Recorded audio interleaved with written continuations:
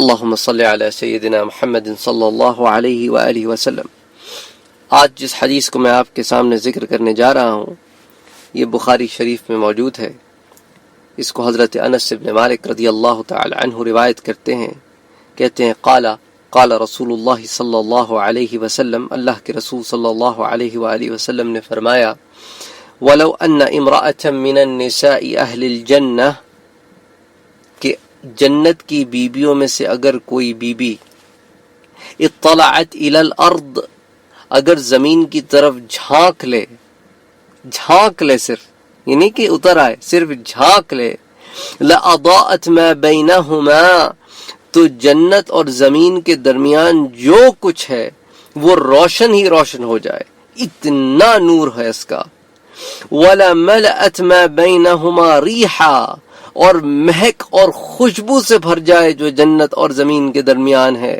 سبحان اللہ، آپ سوچ سکتے ہیں ایون اگر سورج بھی چمکے تو زمین کا ایک حصہ روشن کرتا ہے اور وہ ساری زمین اور اس کے درمیان اور جنت کے درمیان جو کچھ ہے وہ سب کچھ روشن کر دے اور اس کی خوشبو ساری چیزوں کو لپیٹ میں لے لے۔ سبحان اللہ، یعنی دنیا میں ایسی کوئی خوشبو نہیں ہے جو ساری دنیا کو لپیٹ میں لے لے۔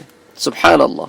اور اللہ کے رسول فرماتے ہیں وَلَا نَصِفُهَا اس کے جو سر کی اوڑھنی ہے عَلَى رَأْسِهَا وَلَا نَصِفُهَا عَلَى رَأْسِهَا اس کے جو سر کی اوڑھنی ہے خَيْرٌ مِّنَ الدُّنْيَا وَمَا فِيهَا دنیا اور اس کی ہر چیز سے بہتر ہے، کیونکہ وہ جنت کی چیز ہے، وہ دائمی چیز ہے، یہ اس کا جز نہیں ہے، یہ وہ چیز ہے جو اس نے اپنے سر پہ لے رکھی ہے، اور بڑی معمولی سی مختصر سی چیز ہے اوڑھنی، اس کا لباس بھی نہیں۔